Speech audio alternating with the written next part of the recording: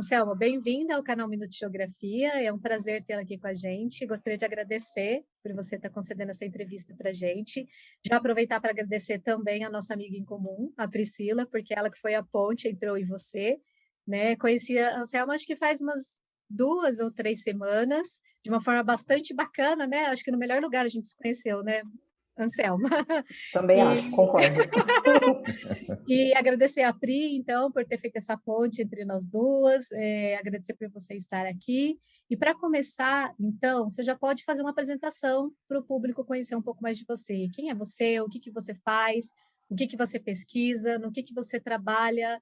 Dá um panorama geral para a gente de quem é a Anselmo. Tá certo. Primeiramente, obrigada pelo convite.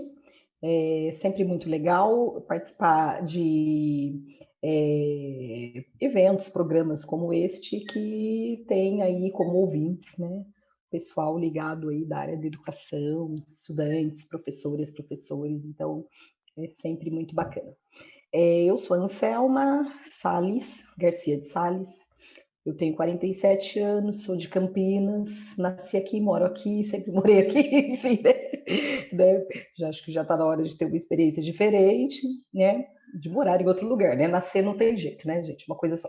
Então, eu sou professora há 20 anos, né? Eu começo num cursinho popular que marcou, né, a minha prática até hoje, que é aquela questão mesmo de uma construção autônoma, né, da docência e da relação com os estudantes.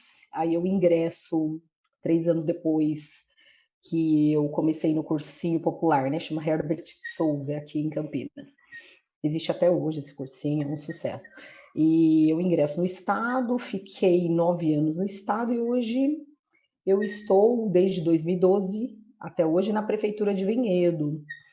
Lá eu sou professora de português, tenho uma sala e também eu estou atuando no departamento pedagógico, né, que chama PROAP, com formação de professores. Então, é uma estrutura nova que está sendo ainda, né, constituída lá na prefeitura e me chamaram aí para auxiliar nessa formação aí com os segmentos do Fundamental 2 e da EJA. Eu me formei na Unicamp, né? Bom, eu comecei já professora, né? Mas vamos antes disso.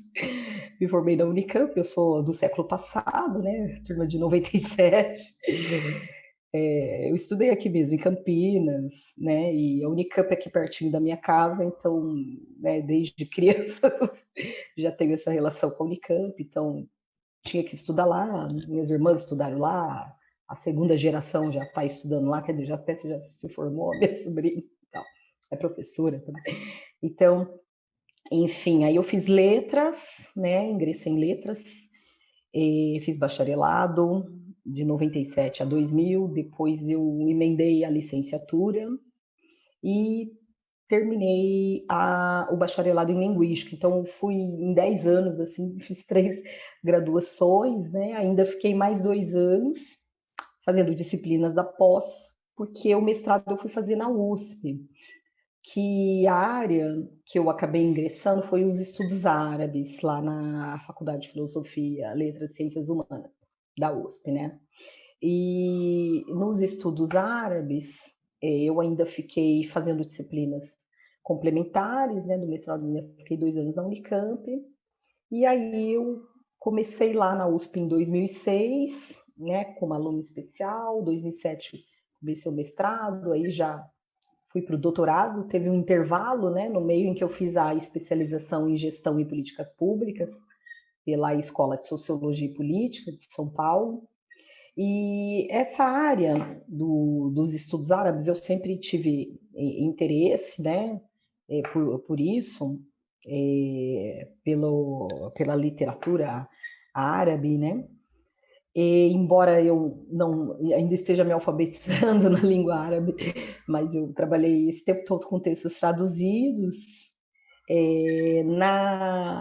no mestrado com a poesia palestina, né? E no doutorado com o romance egípcio, né, do autor Najib Mahfouz, que ganhou o prêmio Nobel, né, o primeiro prêmio Nobel do mundo árabe em 88, né? É, e aí eu estou começando aí no pós-doutorado também, mantendo essa temática dos estudos árabes, né? Porque é um campo de estudos que precisa ainda, né, de muita visibilidade, né? E estudos, né, nesse sentido, né, a materialidade dessa visibilidade seria, né, na construção de novas pesquisas, estudos sobre esse campo, né, do conhecimento, né, na literatura ou nos estudos de cultura árabe, islâmica também, né, então aí a gente acaba também entrando, né, nesse universo dos países islâmicos, né, e países árabes. Então, é um tema com o qual eu tenho trabalhado, queria falar um pouquinho, né, mais sobre ele depois, né, especialmente sobre a Palestina, aí ao longo do nosso bate-papo. Você falou interesse da literatura árabe. Quando que essa chave virou? Né? Porque, como você mesmo falou, e como a gente já entrevistou várias pessoas aqui que falaram a respeito, né, de Oriente Médio, do Oriente, seja lá o que isso represente, né? É sempre algo muito distante e dá a impressão que isso não tem relação com a gente. Então, quando que foi o momento, Anselmo, que você falou assim, não, isso me atrai, mas por quê? Agora eu quero estudar, é isso. Quando que isso acontece? Não tinha me ocorrido estudar a literatura, porque a Unicamp ela tem 3 departamentos, né? Linguística, linguística aplicada e teoria literária. Então, na teoria literária, naquela época que eu entrei, então, basicamente era literatura brasileira, literatura portuguesa, né? Portuguesa mesmo, não literatura de língua portuguesa, né? Como hoje já, né, tem uma certa, né, expressão na Unicamp.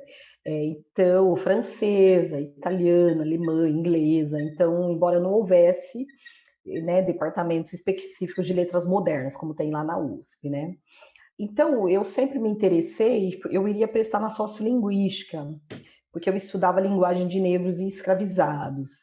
E na linguagem de negros e escravizados, né, encontra aí como formação da língua portuguesa um repertório grande de termos, né, que foram, né, incorporados à língua pelos escravizados, e muitos desses termos são da língua árabe, né, e além das outras línguas, né, africanas, né. Então eu estava interessada nisso do ponto de vista linguístico mesmo, né, da questão da formação da língua portuguesa nesse aspecto aí. Mas a questão da literatura, da cultura, ela é uma coisa antiga, porque há uma suspeita ainda que a gente não conseguiu voltar lá da Bahia, de que meu bisavô fosse do norte da África, né? Meu pai nasceu em 1939, né? Então, imagine, bisavô, quer dizer, o avô dele. Então, a gente aí entra no século retrasado. Então, havia referências, né? Conforme uma irmã dele havia contado, né? Meu pai já faleceu, a irmã dele faleceu, e de que o avô deles rezava num tapetinho e falava uma língua esquisita, esquisita assim, né? E tinha muitas referências. O meu nome, né? Também um egípcio, uma certa vez na Unicamp, eu tive bolsa permanência, né? Na primeira graduação, trabalhava na biblioteca da engenharia, e um egípcio lá, engenheiro, não, um egípcio, a pessoa atrai, né? Ele foi lá e ele falou: olha, o seu nome é egípcio. Quer dizer, não Anselma, né? Mas talvez eu encontrar muito Salma, né? É. E aí eu, às vezes, até escrevo algumas coisinhas, uso Salma, Saler, né? Porque o Salles, né? Acredita-se que pode ser uma forma aportuguesada do árabe, porque a gente não tem sílaba que termina em H, né? Então, esse som aí, aspirado aí, vira um S, né? Então, aí eu sou Salma Saler. Aí tem essa coisa aí por se comprovar, precisa ver igreja, né? Ele foi criado em Salvador, meu avô também e tal, né? A bisavô, né? Mas tem um trânsito ali pelo Recôncavo, ali, Cachoeira, né? E tem essa coisa da suspeita, né? Que há muitos indícios da família e da questão linguística mesmo. Mas eu acabei indo estudar literatura, né? Mas como que aconteceu tudo isso também? A chavinha, então, praticamente estava ali, Amada. latente, só faltou um, né? Eu fui fazer um curso de slam na época que eu estava prestando, aí iniciando um projeto de mestrado na Unicamp, na sociolinguística, e aí eu conheci meu orientador. Ele veio dar um curso, ministrar um curso de slam lá na História, né? Vizinho nosso, né? A Unicamp é pequena, perto da USP, estou dizendo, né? Claro, perto de outras instituições ela é grande. Mas, assim, eu fui lá ver esse curso, assistir, fazer esse curso, né? Na primeira semana veio um professor da Federal Fluminense, o Paulo Gabriel Rilu, falar sobre o Islã político. E na segunda semana veio o Paulo Daniel Fará, que é o meu orientador até hoje, veio falar sobre a literatura. Aí a gente estudou o romance, né? Esse que desse autor que foi laureado com o Prêmio Nobel, o Najib Mahfouz. E aí ele fez o convite, né? Aí eu larguei tudo lá na Unicamp, o pessoal me xingou, brigou comigo. Mas aí fazer o quê, né? Eu estou até hoje aí nos estudos árabes, na literatura. E é legal porque, assim, a Karime é filha de libaneses e também por uma, né, ancestralidade ela decidiu estudar o Líbano. A Helena também, né, era descendentes. Eu não tenho nenhuma ascendência, mas eu recebi um intercambista turco que era muçulmano, embora a Turquia seja um país bastante secular, né? Então eu também acabo tendo umas afinidades aí com a região ali do Oriente Médio, um pouquinho com o Islã também. Vamos lá. Tá. Anselma, eu gostei muito de saber sobre a sua trajetória, né? Passou por vários lugares, viu várias coisas diferentes. E eu, na verdade, eu sou bióloga, né? Tudo isso para mim é muito novo, mas eu estou gostando bastante. E eu gostaria de te fazer uma pergunta, né? Eu passei por várias universidades, né? E a gente fala universidade grande, universidade pequena, mas tem uma coisa que a gente vê muito e ouve muito em todas as universidades, que é uma distinção, às vezes, de por você ser mulher e ser cientista, estudar esse tema, ser pesquisadora desse tema, fazer mestrado ou doutorado na área, ou às vezes por raça, a gente vê alguma discriminação também ocorrendo. E assim, a gente fez essa pergunta para todas as mulheres que já passaram aqui no quadro, e eu fiquei surpresa com as respostas, porque eu achei as respostas assim otimistas, muito otimistas, assim, que passaram e enfrentaram, mas isso é do passado, não faz mais parte do presente, assim. Realmente as pessoas não, como que eu posso dizer, se escuta ou se ouve alguma coisa, não liga mais e a mulher está ganhando seu espaço. Eu gostaria de saber, então, perante tudo isso que eu coloquei, se você já teve alguma experiência negativa, como você reagiu a ela, se você quer dividir um pouquinho com a gente sobre esse tema. O que acontecia, assim, que, bom, em termos de raça, né, especial, bom, sou uma mulher negra. Naquela época, falando daquela época, porque é significativo aí, né, 24 anos, esse intervalo, houve muita coisa, muita mudança, né? Naquela época, nós éramos poucos negros na Unicamp. A gente praticamente sentava numa mesa do bandejão e olha com os africanos ainda juntos. Né? Só que assim, alguma coisa mais explícita, se aconteceu, passou, né? Porque o que eu percebi, assim, estando nas duas grandes universidades paulistas, né? Tanto fiquei na Unicamp por. Quer dizer, eu estou na Unicamp até hoje eu participo de projetos de formação de funcionários com um grupo de lá, né, que eu fiz parte, quer dizer, sou parte ainda, que chama o FICAFRO, o Fórum de Integração Cultural Afro-Brasileiro. Então, a gente está num projeto aí de saúde da população negra, fazer a formação de servidores, eu faço parte do time. Então, eu tenho ainda ligação com o Unicamp. Mas, assim, o elitismo, dessas instituições, ele passa, obviamente, pela questão de gênero, pela de raça, pela de região também, né? Mas ele fica diluído numa questão, assim, eu estou falando da minha experiência, meu parecer ali, né? De todos esses anos de Unicamp e todos esses de USP.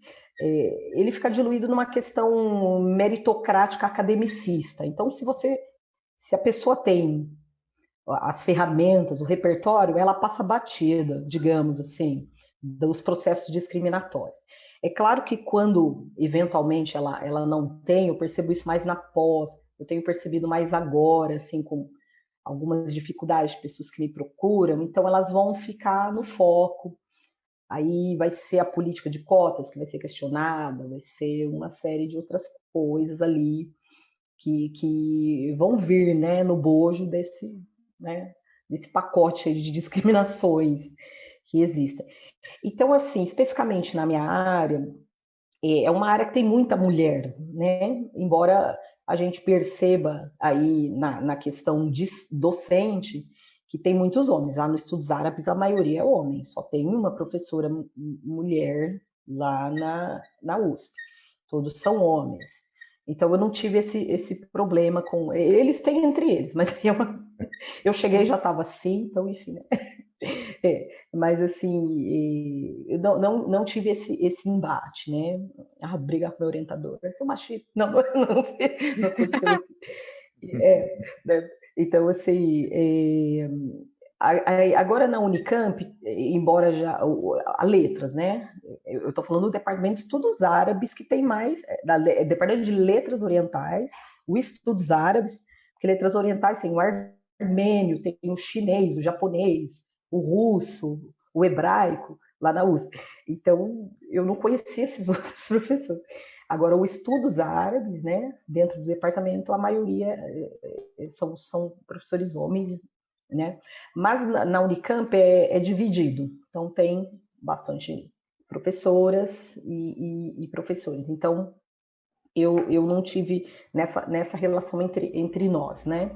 E, curiosamente, na minha turma, no ano que eu entrei, foi dividido. Metade, embora seja um curso de letras, em que predomina, né, o público feminino, né?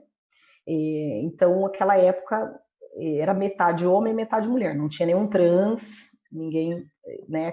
Também isso é um público que não tinha visibilidade, não tinha possibilidades, aquela época, pelo menos naquele espaço que eu frequentei, de ter ali a sua identidade, né, reconhecida. Então, assim, nessa questão acadêmica mais direta, então esse tipo de discriminação, eu diria, enviesada pelo gênero, pela raça, não foi tão explícita como eu falei dos mecanismos de passabilidade, são os mecanismos né, as ferramentas acadêmicas que se tem para estar naquele espaço, né? Mas é claro, aí tem umas coisas, por exemplo, como eu andava com as africanas, né? Aí tinha gente que perguntava, nossa, mas você não tem sotaque, né?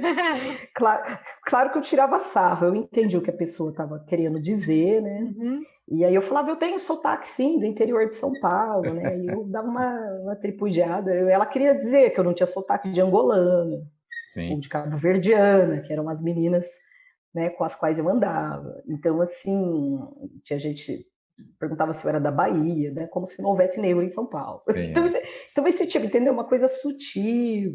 Aí perguntava, você trabalha aqui, né? Na Unicamp ou na USP. Na USP demorou 3 anos para alguém perguntar se eu trabalhava lá. Eu estava achando que eu estava até em outro planeta, mas até que alguém perguntou, eu falei, pô, é o mundo real. Né? Então foi isso. Agora sim, eu sei que tem diferença, eu tenho amigas nas exatas, tem uma competitividade, um descrédito, né, por serem mulheres nas exatas, estarem à frente de alguns, não que na humanas não haja também, né, mas tem uma coisa mais ali, como elas da química e da engenharia, que elas relataram, né, mas hoje, como eu falei, né, a minha atuação é muito, você vai para o pós-doutorado, fica lá, né, então a USP eu não tive vivência, né, não tive, eu ia e voltava, né? A única vivência que eu tive foi na greve de 2008, que eu substituí uma menina que foi tomar banho. Eu fiquei lá um tempinho na ocupação da reitoria, só para dizer. Fiquei lá umas 2 horinhas lá. Foi a minha grande participação na USP. Assim, no movimento, né? E aí, mas a Unicamp,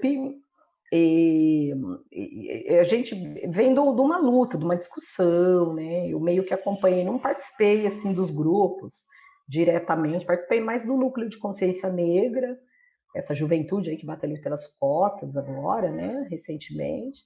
E eu sou do núcleo anterior, que é o núcleo de estudos negros, que a gente tinha um viés assim mais da epistemologia negra, né, do currículo, da pesquisa, né?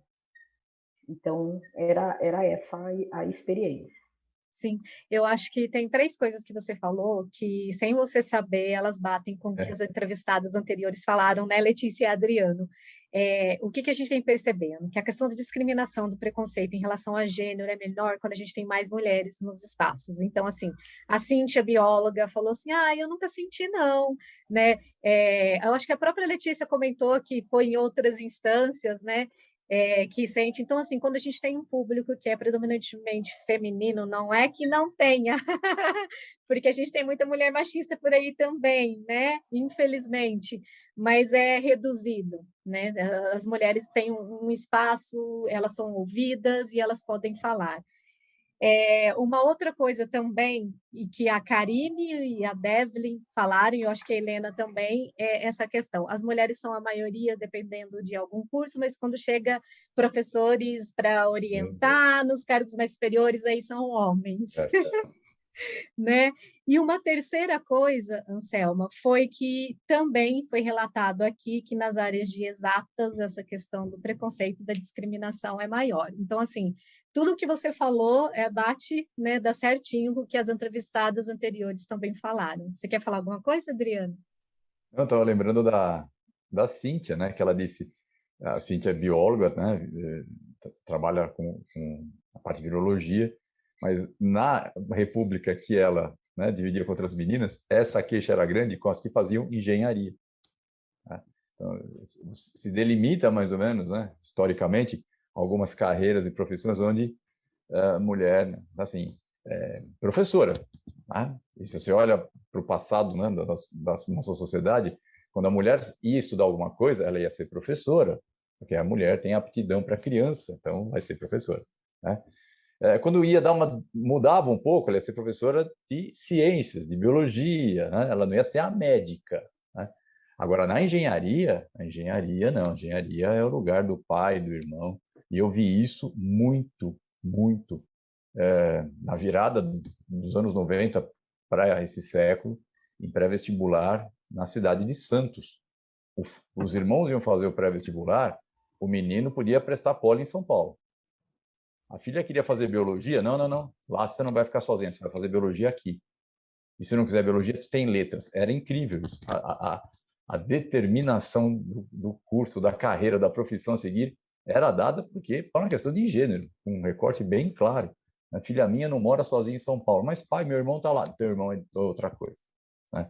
Então, legal, né, Priscila? Mais uma vez, a gente vai vendo essa tendência se consolidando, os depoimentos batendo como se fossem combinados, né? Uhum.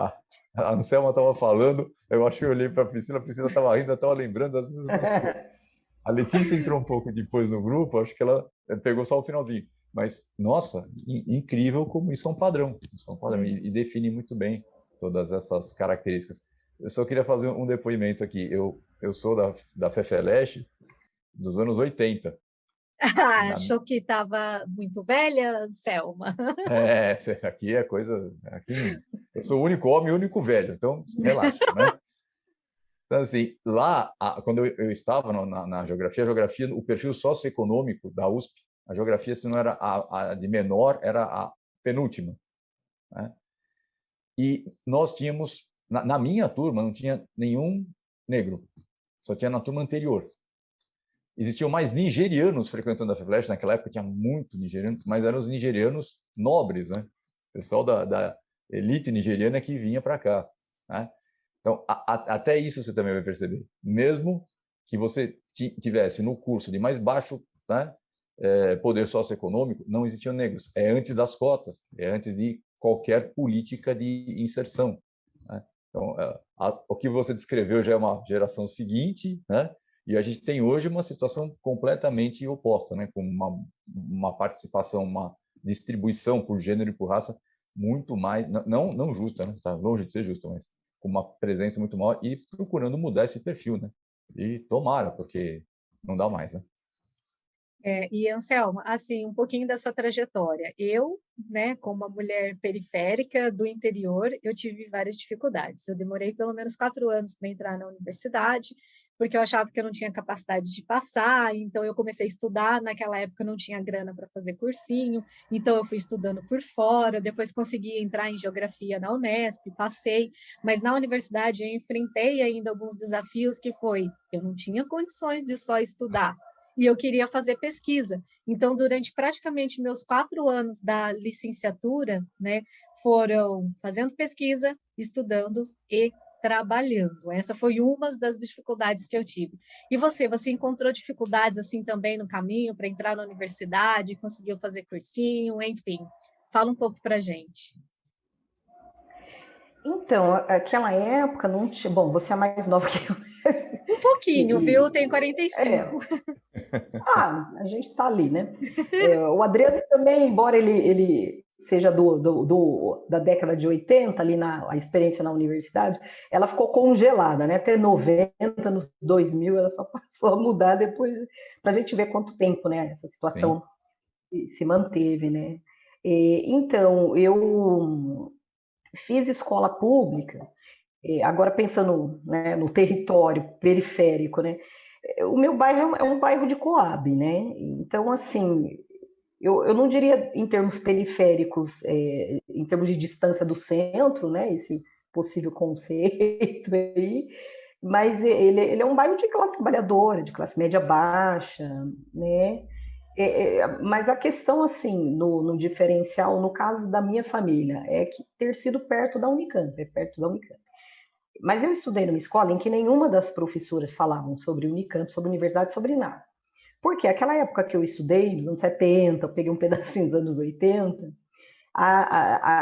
ainda não era uma educação pública de massa, né? Tinha fila para fazer matrícula, então aquela coisa. E minha mãe não trabalhava fora, né? Então isso é um outro fator, né? E aí ela conseguia ficar na fila. Quer dizer, nem teve fila, porque aqui no bairro praticamente recebia o setor, né? Então eu estudava aqui o pessoal do meu bairro, que é Coab. Quer dizer, hoje já, né, inaugurou um shopping, Dom Pedro, então teve, né, uma gentrificação da Coab. Exatamente. Comprar uma casa aqui hoje é uma coisa, né?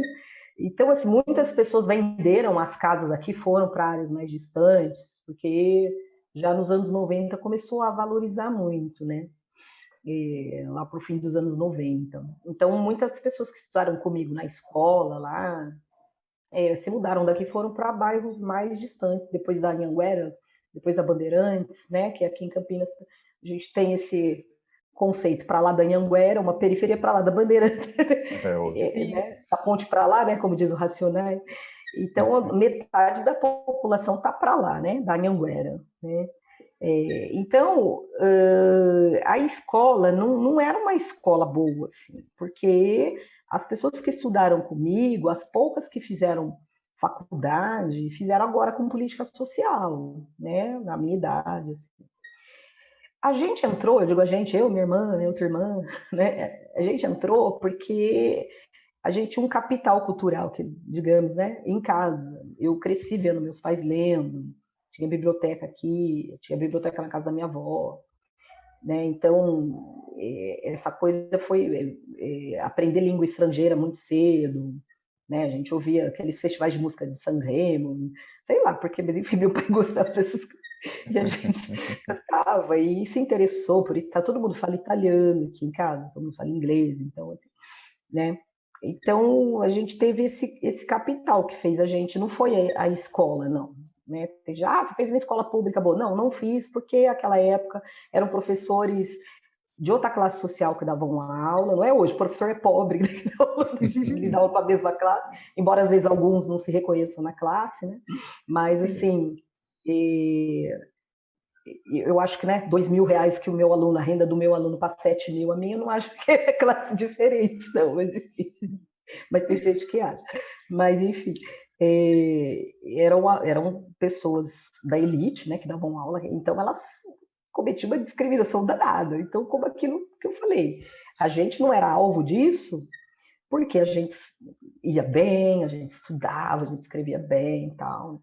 Então, eu não tive dificuldade. Eu sempre estudei sozinha, em casa.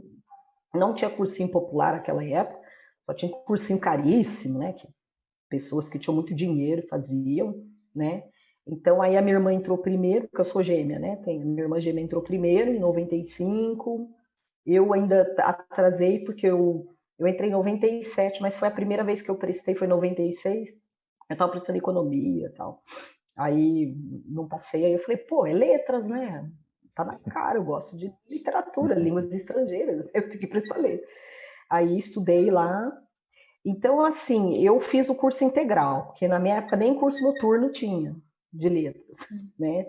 Tinha de pedagogia, aquela época, eu digo 95, quando minha irmã entrou, tinha matemática. Então, é uma coisa de olhar o Unicamp assim, à noite, só tinha o IMEC com a luz acesa e a faculdade de educação. O resto, aquele breu. No Hospital das Clínicas, mas aí é o hospital, né? Que aí todo mundo pode entrar.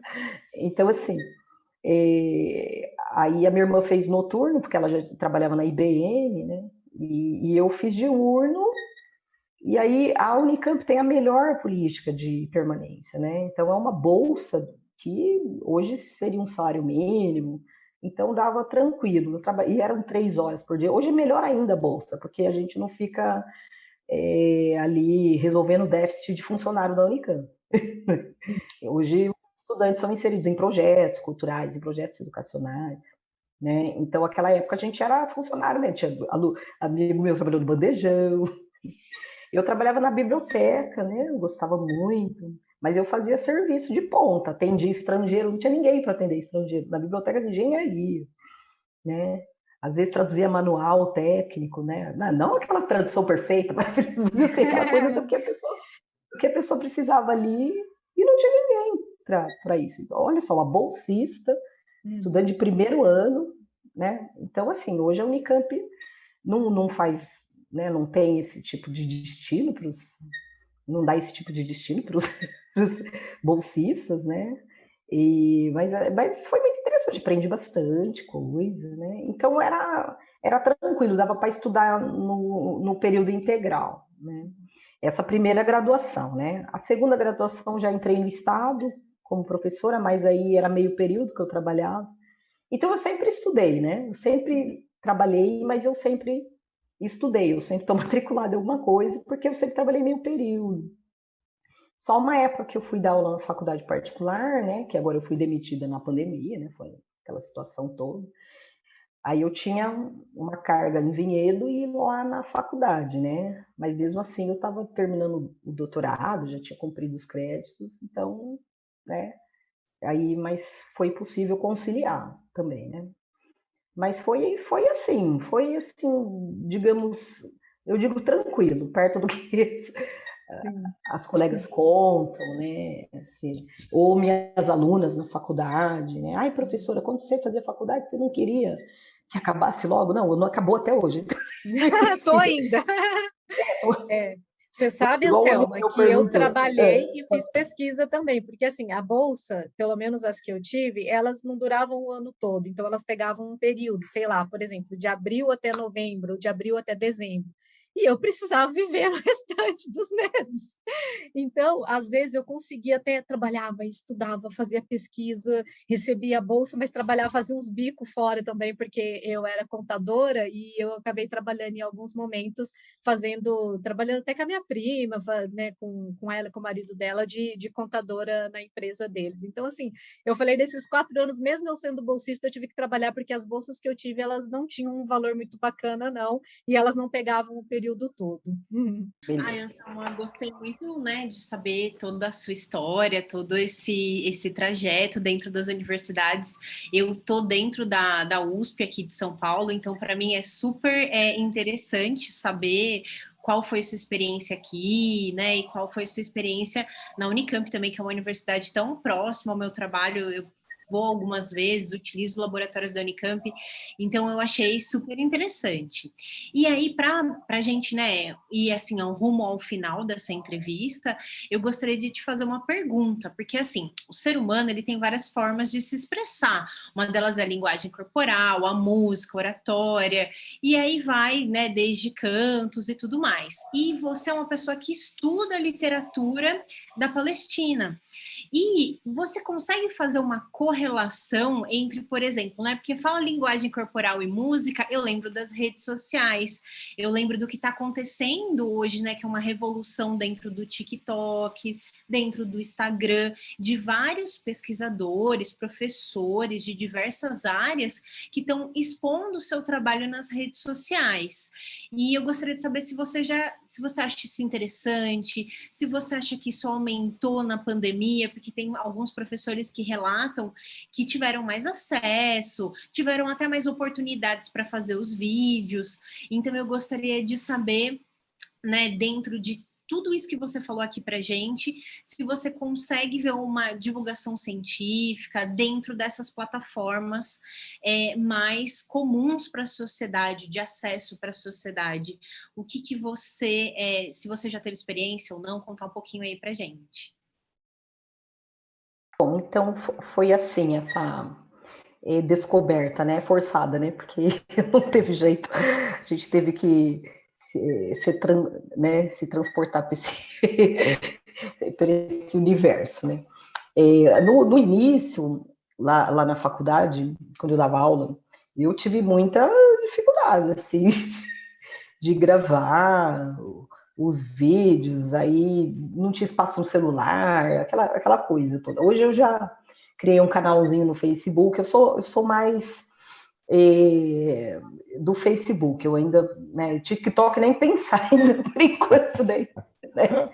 YouTube eu tenho um negócio lá só para, né, que eu pus só para questões mesmo de trabalho, né? E aí eu tenho lá um link uma página do Facebook também, que eu gravo algumas coisas para os alunos, mas assim, do universo, né, daquilo que eu estudo, esse é um movimento que já vem acontecendo, né, da visibilidade do mundo árabe, né, a gente viu lá na Primavera Árabe, né, embora ela não tenha sido aí bem os frutos, né, daquela mobilização, né, não obtiveram êxito.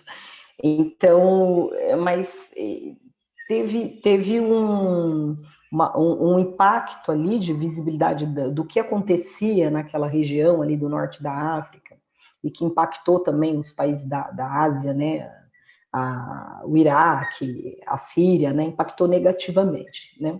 Então, mas assim, aqueles jovens que fizeram aquelas mobilizações e os jovens hoje da Palestina, eles estão bastante conectados, né? Então, nesse sentido, como ferramenta, o que aconteceu? Eu também atuo num centro cultural que chama Centro Cultural Esperança Vermelha, que é da articulação de esquerda do PT aqui de Campinas. Então, é um centro cultural que a gente mantém, né, um grupo de pessoas dessa tendência, e a gente sempre ministrou cursos, desde 2016, né, a gente existe há 5 anos, e no ano passado a gente migrou para o formato, né, virtual. Tinha começado o curso de América Latina, e ele passou para o virtual, e este ano a gente fez o curso de História da África, que foi de março a agosto. Então participaram pessoas do Brasil inteiro, professores que estavam fora do estado, né, de muitos outros estados. E então isso foi um ganho, né? Eu fiz um curso também que eu organizei de literatura palestina. Eu pude contar com uma professora lá do Mato Grosso do Sul, a Jane Sadiq Adi, outra de São Paulo, a Soraya Mislé. Então, essa conexão foi boa, porque várias pessoas assistiram, né, participaram dos nossos cursos, né? Então, assim, quando este ano, né, eu fiquei à frente da organização desses cursos, teve um outro de memória e relações étnico-raciais, né? A gente estudou Conceição Evaristo, Cidinha da Silva, Ana Maria Gonçalves e Grada Quilomba. Então, aí eu já estava meio craque assim, na ferramenta, né? Mas pensando nessa autora contemporânea que eu estudo, eu estou pensando, eu estou definindo várias linhas ainda para o pós-doutorado, talvez eu vá para esse caminho, né? Ela é uma escritora que nasceu em 1975 e ela mora em Haifa, né? Que é uma cidade do Estado de Israel, né? Mas ela é palestina e ela tem um passaporte azul, então é um estatuto completamente diferente das palestinas que estão no campo de refugiados ou no território palestino. Então, basicamente, são 3 status de mulheres palestinas, né? E ela, digamos, está num status, assim, em que há um certo constrangimento, porque ela tem a identidade azul, né? O passaporte, a identidade israelense.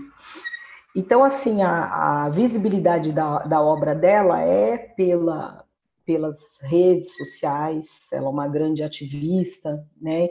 Foi ali que eu a conheci. O livro dela, eu não consegui encontrar aqui no Brasil, obviamente, nem para importar, né? Um amigo meu que estava na Espanha, ele também não encontrou lá, então acho que teria só na Inglaterra, porque ela lançou por uma editora, né, da Austrália, né, então provavelmente teria lá. Aí eu consegui só aqui no digital, né, Haifa Fragments, né, que é, né, que também é algo que a gente, né, tem que com o qual a gente tem que se familiarizar, né? O livro digital, por uma questão de ser a única, no caso, eu que quis trabalhar essa obra, né, de ser a única opção, né, para acessar essa produção literária, né? Então, eu não sei se eu respondi direito, mas assim, eu nesse mundo, né, eu ainda não me aventurei no TikTok, mal o Instagram eu sei usar, então, assim, é mais o Facebook, porque eu tenho uma rede interessante de outras escritoras, né? Quer dizer, eu não sou escritora, é mais assim, de participar de eventos de mulheres, né? O mês que vem eu vou estar com uma escritora cabo-verdiana sobre a qual eu fiz um artigo, a primeira escritora mulher a publicar em Cabo Verde, né? Então vai ser fantástico assim, estar com ela. Então essa rede que eu tenho no Facebook que, né, que aproximou, né? Que vem aproximando, né? Diferente desse ano e meio aí que a gente está vivendo, né? Como suporte obrigatório, né? Para o trabalho, né, para o nosso exercício, para as nossas outras atividades aí, acadêmicas. Né? Esse seu depoimento também bate com muita coisa que a gente ouviu e que a gente vivenciou, né? Principalmente, no caso mais específico aqui, eu e a Priscila, porque nós somos professores. Era assim, ou você vai para esse meio ou você dança, né? Não tinha saída, né? Também longe daquela visão romântica de que a pandemia nos abriu novos mundos, também para com isso, né? Mas assim, isso que você falou, eu achei 2 coisas importantes. Você entra em contato com pessoas que, se não fosse o mundo digital, você nunca teria contato. Nunca teria contato. Eu fiz cursos assim, em diversos lugares do Brasil, no Rio de Janeiro, tal, com gente do Brasil inteiro, até do exterior fazer. Né? Fazendo um curso sobre terrorismo, tinha uma pessoa que estava morando na Irlanda e vivenciou todos os acordos de paz do IRA. Então, quando é que você podia ter isso no presencial? Nunca. Então, é isso que eu acho que é o grande ganho. Na base, né? Vamos ser assim, na base da porrada, a gente caiu nisso. E outra coisa que você fez, que quando você mostrou esse livro digital, muita gente ainda assim, mas digital não. Aí eu gosto do papel, sim, legal. Né? É uma outra relação com a leitura que você tem quando você está lá com um livro, o cheiro, o tato, você tem uma percepção diferente, né? A Priscila está indo, tem um amigo nosso que fala, não, você fala livro digital, ele pula, ele faz o sinal da cruz, ele sai correndo.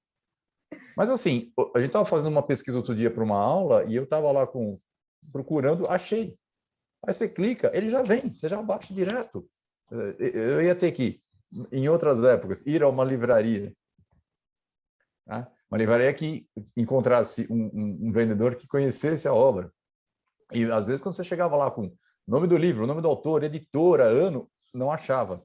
Né? Você tem dificuldade. Agora você chega e baixa. Então, essa parte do digital, virtual, né? Ela é muito enriquecedora.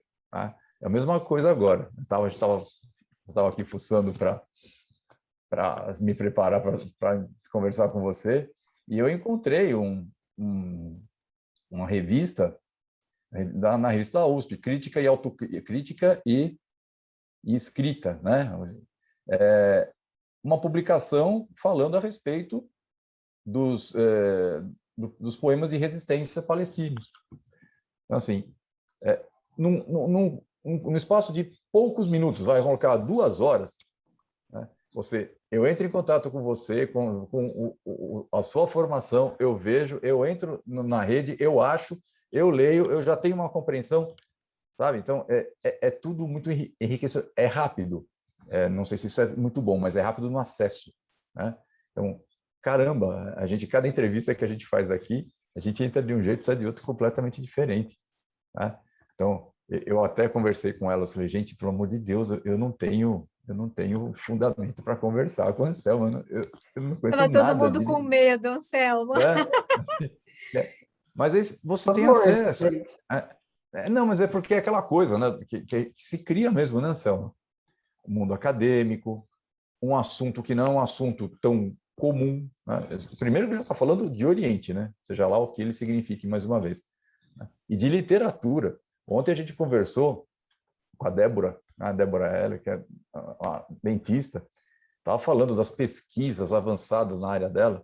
Aí eu perguntei para ela, ótimo, isso é sensacional, mas como é que é ser tudo isso num país onde as pessoas, a maioria nunca foi ao dentista, e quando vão para arrancar o dente, sabe? Então, assim, do mesmo jeito, eu refaço isso para você.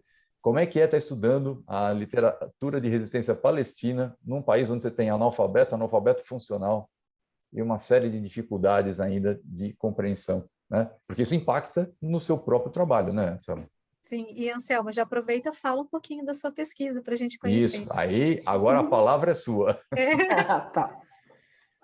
Então, não, essa pergunta é uma pergunta que a gente se faz o tempo todo, porque o aspecto negativo, a gente entra num certo comodismo, que nem é comodismo, é uma questão mesmo da realidade, em que a gente percebe que somos meia dúzia de pessoas falando para meia dúzia de pessoas. Então, por exemplo, o ano retrasado, eu fui dar um curso na Escrevedeira, que é um tipo centro cultural, né, de debate literário que existe lá em São Paulo, né? Era semipresencial, né, porque tinha pessoas ouvindo também, agora virou tudo, tudo virtual, né? Quer dizer, aos poucos estão voltando, né, agora. Então, era diálogos, como é que chamava aqui o evento? Deixa eu por aqui que eu esqueci. Diálogos, literatura palestina e israelense, diálogos. Né? E aí, o professor que foi falar sobre a literatura israelense, aí a conversa vai, conversa vem, aí eu falei, eu tenho um amigo que ele fez o Estudos Judaicos, né, que meu programa lá na USP chama Estudos Judaicos e Árabes, né?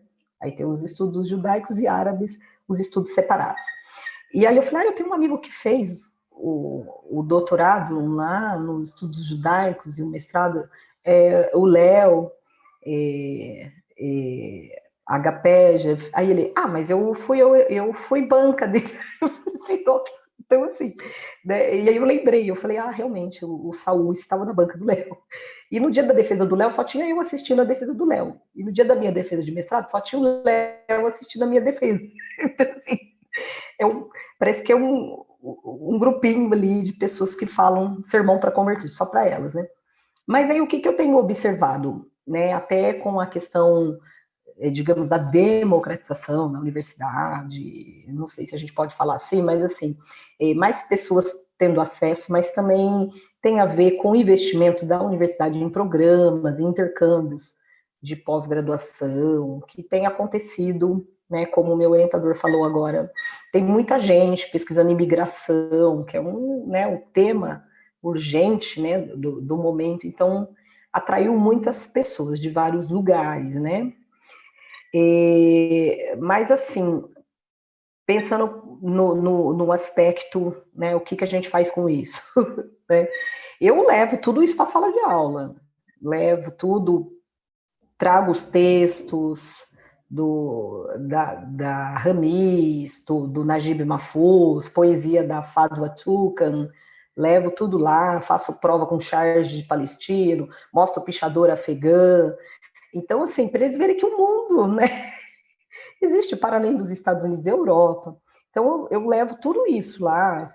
E até mesmo dentro do Brasil, né, a literatura periférica, a expressão, né, as expressões artísticas, culturais da periferia, né, os movimentos, movimento hip hop, movimento de literatura periférica, né.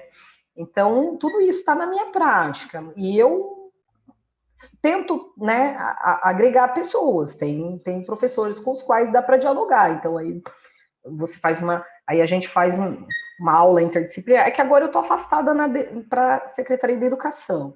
E os parceirinhos com os quais eu fazia isso também estão afastados. Então, assim, quer dizer, por um lado, a prefeitura ganha de ter gente, né, afim, bem formada, à frente da estruturação, né, desses departamentos pedagógicos e de mídia, né, que esses rapazes estão na mídia, mas, por outro lado, na sala de aula, né, a gente meio né, que fica... Mas entram outras pessoas. Eu, por exemplo, a minha irmã mais nova trabalha comigo na mesma escola, quer dizer, na escola que é a minha sede.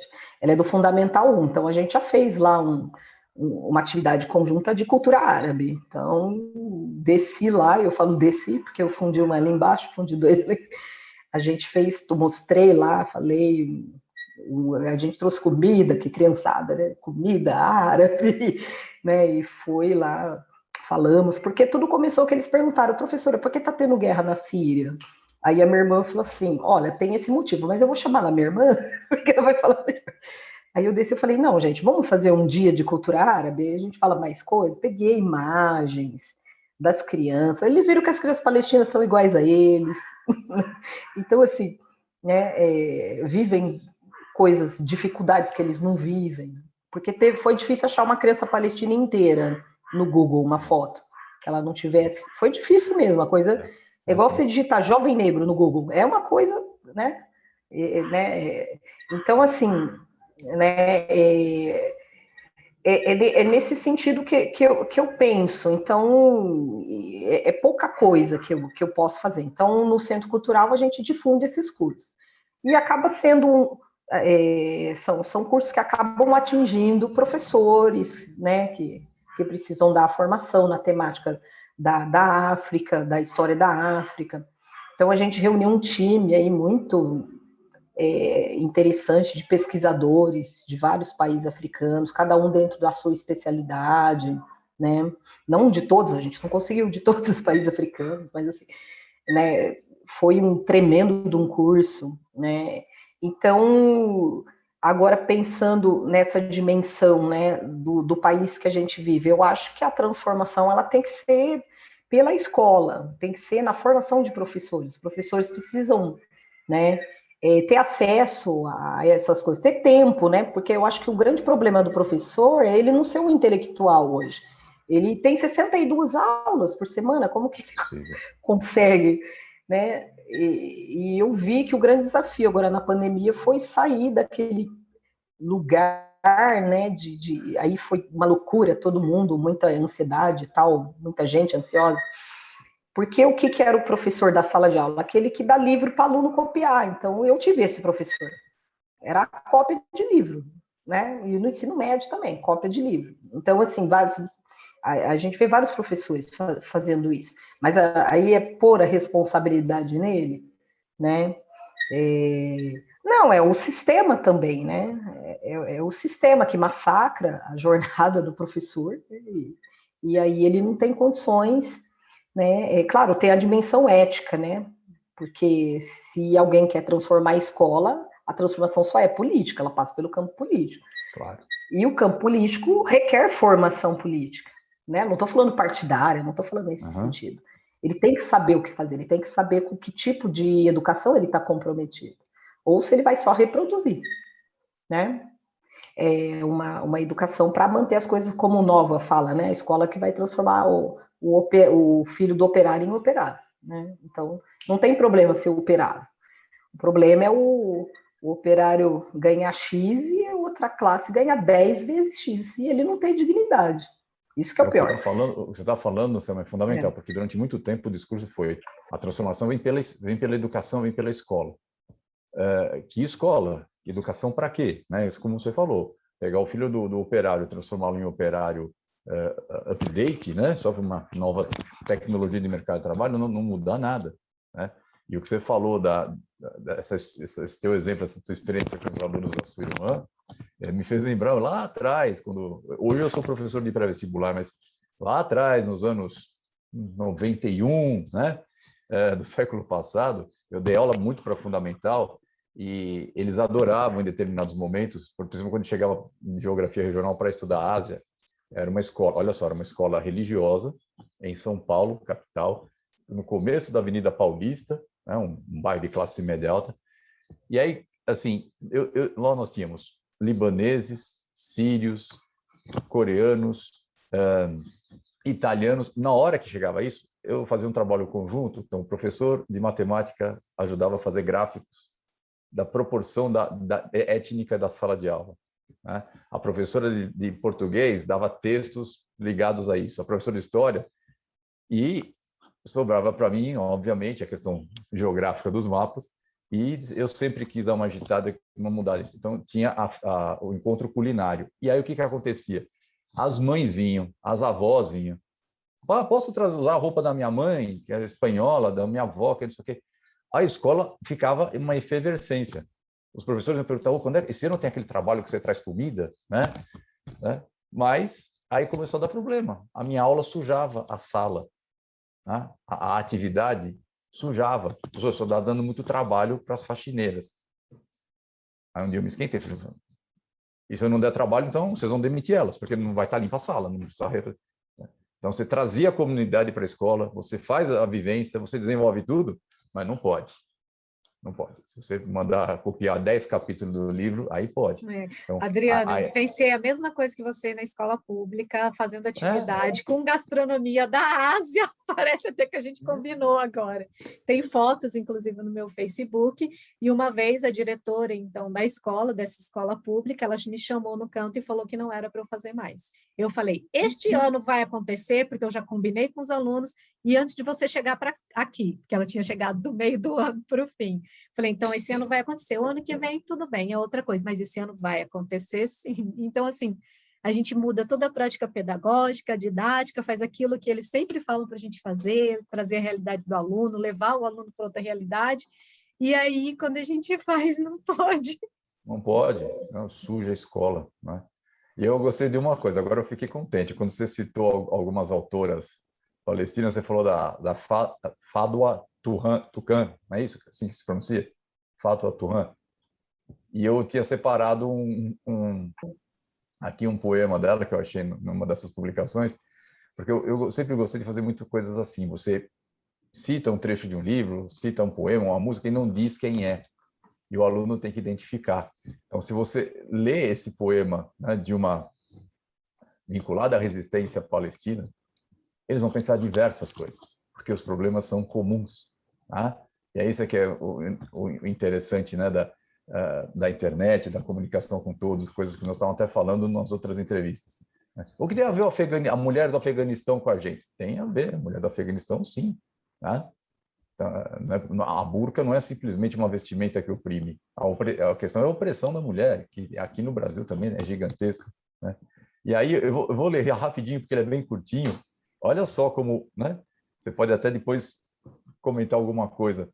O trecho fala assim: para mim basta morrer nessa terra, sepultarem-me nela, em seu solo úmido, dissolver e sumir, e renascer como erva sobre a terra, renascer em flor, machucada por mão de criança, crescida na terra que é minha mãe. Para mim, basta estar junto ao seio da terra que é minha mátria, como solo, como erva, como flor.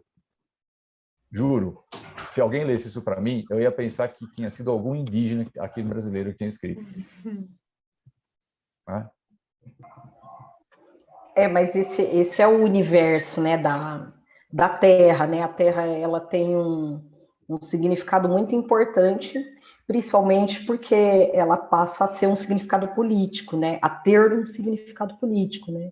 Então, como o outro poeta, né, o Mahmoud Darwish, ele fala, né, arrancaram as vinhas, né, do meus avós, né? Então, uma das práticas de violência, né, do Estado ocupante contra os palestinos é justamente tirar as oliveiras, né, os limoeiros, Limoeiros. as laranjeiras, né? Tem Então, um filme que mostra isso, né? Se não me engano, chama Lemon Tree. isso. Que eles arrancam todos Exatamente. os limoeiros. Exatamente. Então, esse poema aí da Fado é bem significativo. E respondendo a pergunta, né, que eu acabei falando da questão da escola, né, mais dirigida à minha pesquisa, né.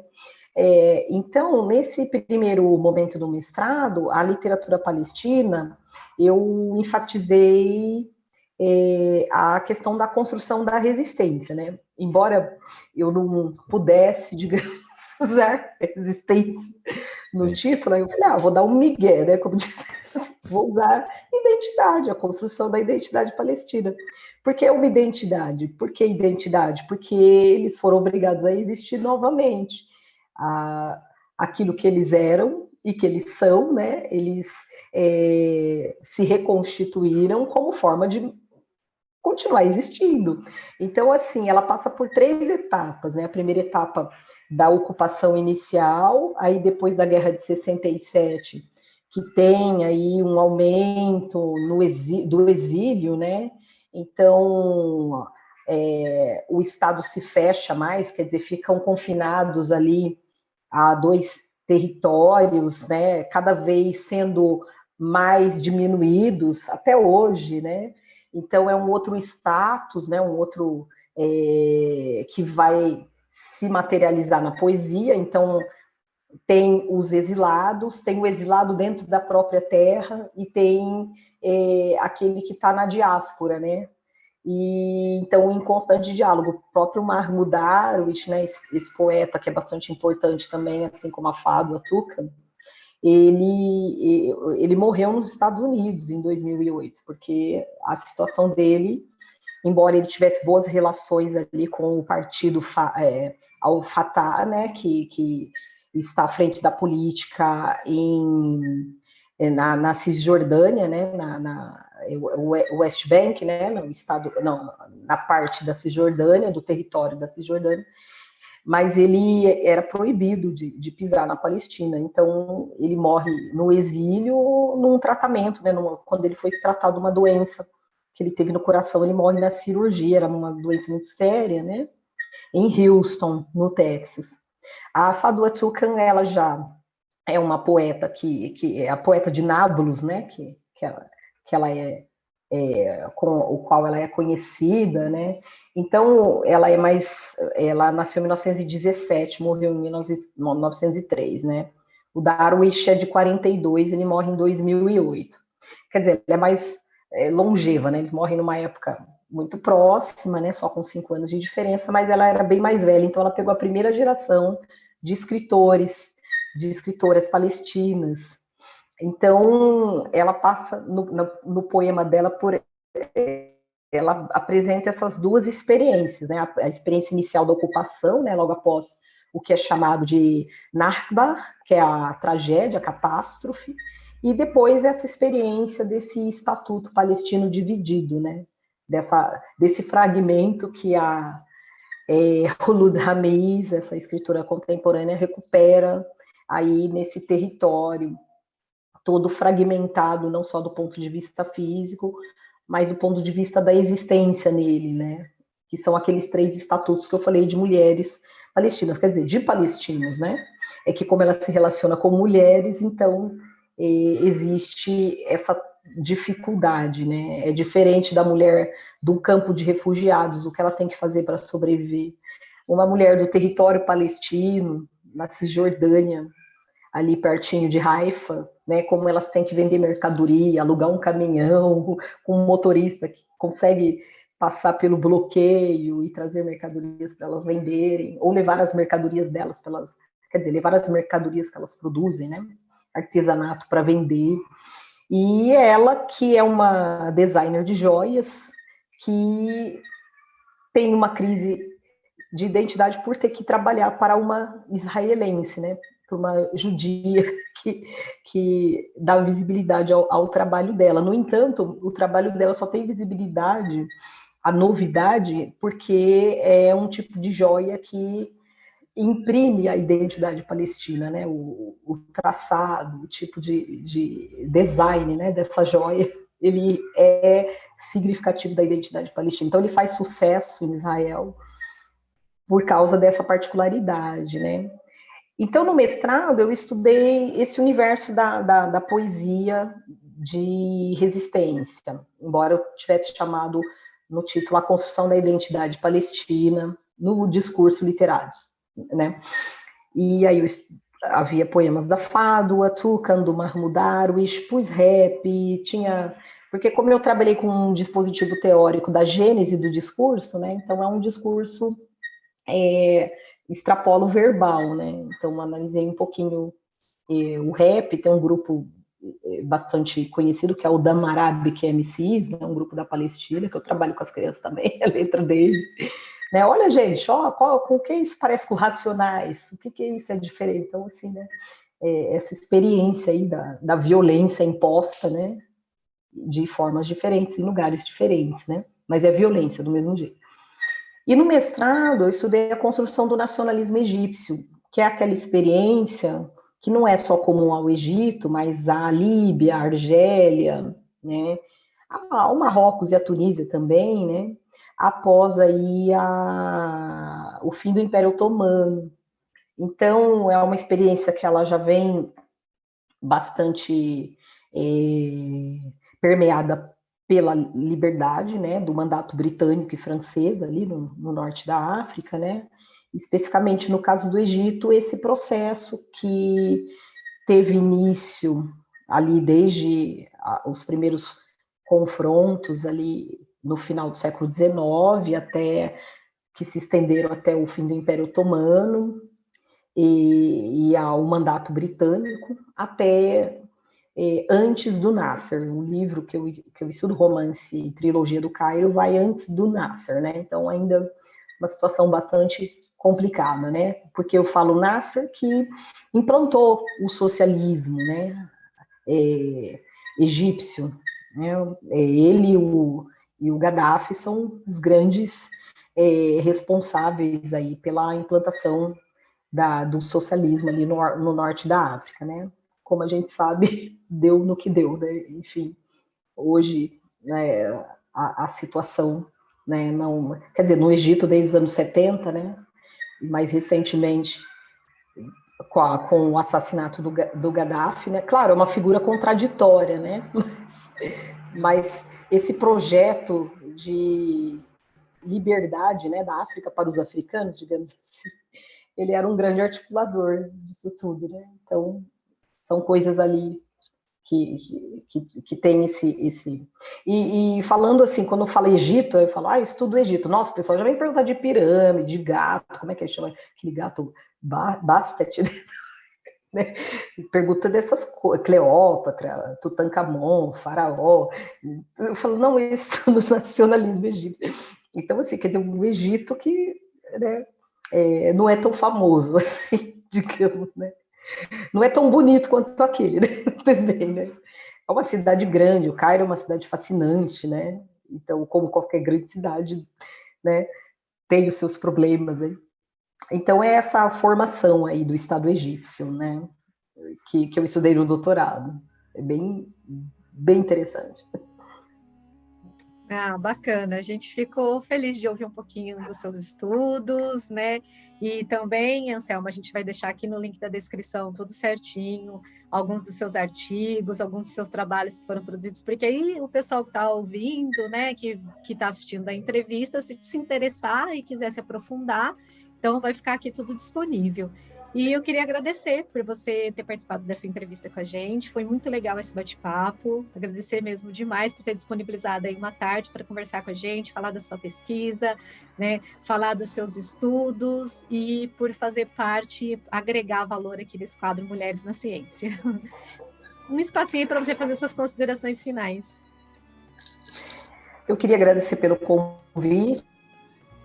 É sempre muito importante, né? Uma vez que esse canal tem uma reverberação aí, falar sobre essa temática, né? E assim, e também da minha experiência, né? Como é estar numa universidade pesquisando esse assunto. Enfim, então eu agradeço a vocês, Priscila, Adriano, Letícia. Realmente é isso, foi muito bom participar. Eu não sou inacessível.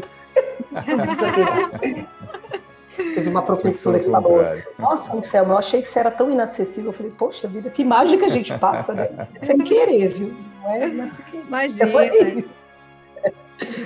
Imagina, foi muito bom. Gente. Foi muito legal. Muito obrigado, Anselmo. Muito obrigada, Anselmo. A gente vai se falando, então. Até mais. Obrigado. Tchau, tchau. Tchau, obrigado. Beijo. Tchau, tchau. Tchau.